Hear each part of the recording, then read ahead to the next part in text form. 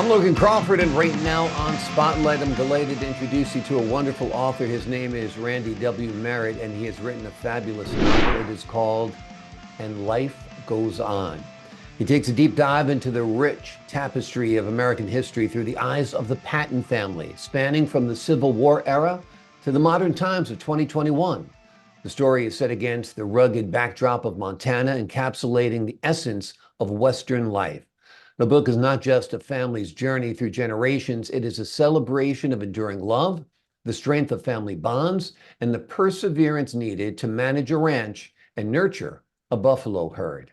We're delighted to have this very talented author join us here today on Spotlight. We thank our team at Atticus Publishing for helping us put him in the spotlight today.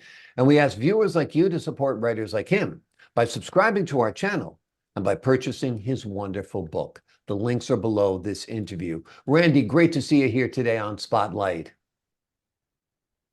Thank you. Thank you. Glad to be here. Great to have you. This is quite a story you tell. It spans generations, that's for sure, from the Civil War to modern day. Whatever gave you the idea for this story? I had that story wandering around and simmering in my mind for a couple of years before I ever wrote anything. And finally, I just decided, I said, I'm going to write this thing down. And if it comes out okay, it's okay. But if it doesn't, I'm going to do it anyway. So Right. it just kept on coming. When I started writing, it just kept on coming. Wonderful, wonderful. Well, we're glad you got the inspiration. We're glad you did the writing because it's a sensational story. Tell the folks at home the big picture, the overview. What is And Life Goes On all about? It concerns the 5 generations of the Patton family, starting from the Civil War, as you said, and ending up at modern times. It's he saves the original Patton, saves a buffalo herd, and becomes good friends with an Indian tribe. Hmm. And after that, they expand the buffalo herd, and they keep going with the Indians.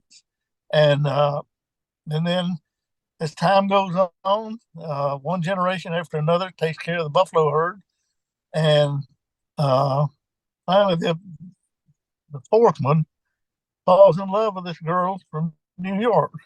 I Hmm. mean, from Washington D.C. And then they have a hard time getting together because that's where she lives, and he lives in Montana. So Yeah. they finally make it. I mean, I don't want to spoil the whole Yeah, you don't story. have to give it all away, that's for sure. But Yeah, now, the aspect of buffalo herding, is that something you knew anything about before you started writing about it? not a blooming thing. But then after I started writing about it, I did start reading some up on it and realized how fast the buffalo herd will multiply. And in fact, it gets to the point where it's almost too much. Yeah, But they're way buffalo meat and hides, and they're uh, selling um, small herds to farmers that want to start a little buffalo herd of their own. exactly. Now, have you ever been out to Montana in that area?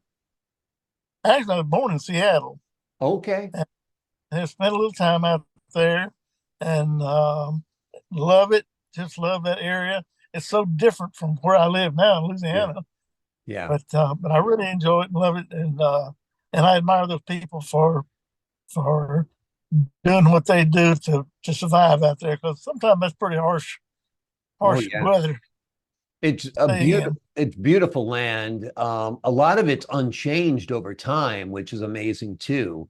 That you still have bison out there, and you still have wild horses and beautiful plains and mountains, and it's really quite gorgeous. So we're grateful you captured a lot of that in your book. Have you envisioned this perhaps as like a TV series or a movie or anything? I've envisioned it as a movie, Yeah. uh, and my wife thinks it'd make a great Hallmark movie, especially Yeah. the last half. and we've discussed that a whole lot. But I don't know how to go about that. So Yeah. Well, you put the novel out there, so now the work is out there. Perhaps it'll wind up in the right person's hands, that's for sure, because it would be a terrific tale to tell. It's a wonderful story and great settings as well, which I think helps too. yeah. Tell us a little bit about writing it. How long did it take you to write it? Were you giving it to your wife chapter by chapter? Did you make her wait till you're all done? Tell us a little bit about the process. Well, like I said, I had that thing simmering in my mind for a couple of years, Yeah, and finally I just sat down and put it together.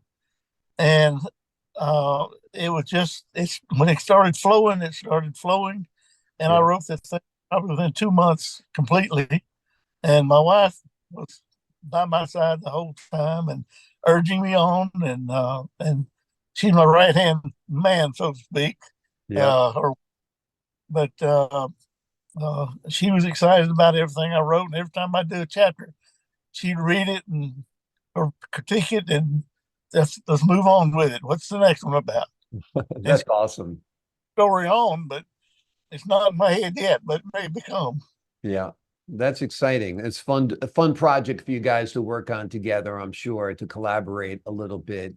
What do you Yes. hope, what do you hope readers take away from it? Is there a message or a moral or a lesson you want them to take away from it?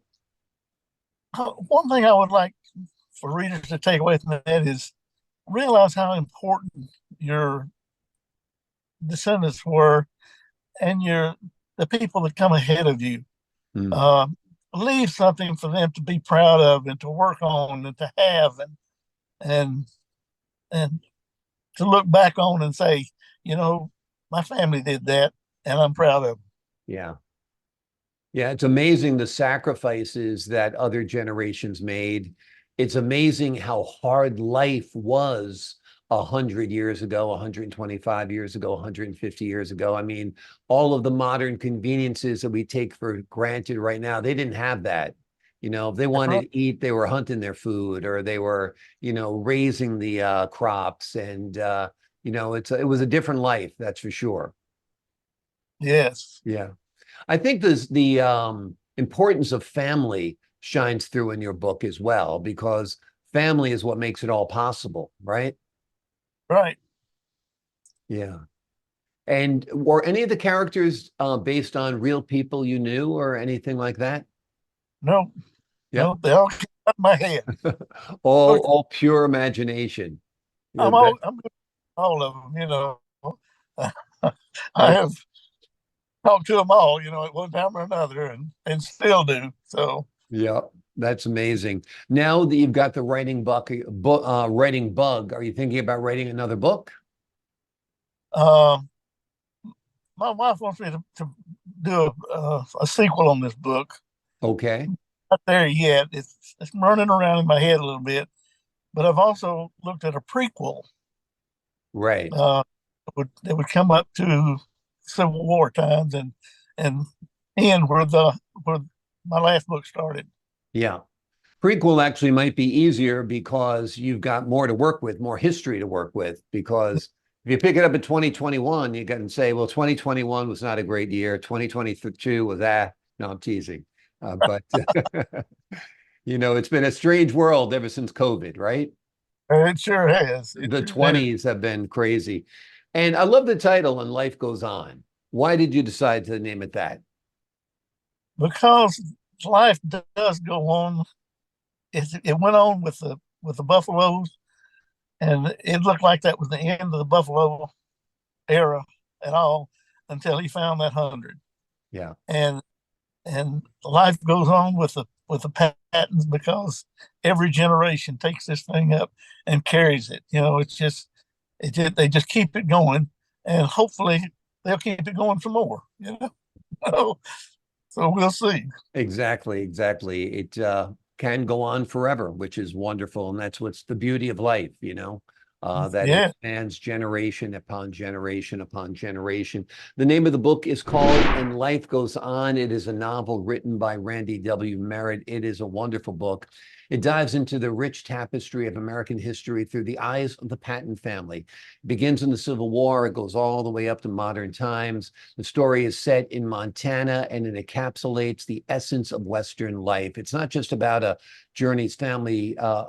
family's journey through the generations, but rather it is a celebration of enduring love, strength, of family bonds, and the perseverance to manage a ranch and, of course, nurture a buffalo herd. We're delighted to have Randy join us here today on Spotlight. Thanks so much for being my guest, Randy. Thank you so much for the opportunity. I My appreciate pleasure. I appreciate your time as well and all of your insight. To the folks at home, I'm Logan Crawford, thanking you for your time this time. Until next time on Spotlight.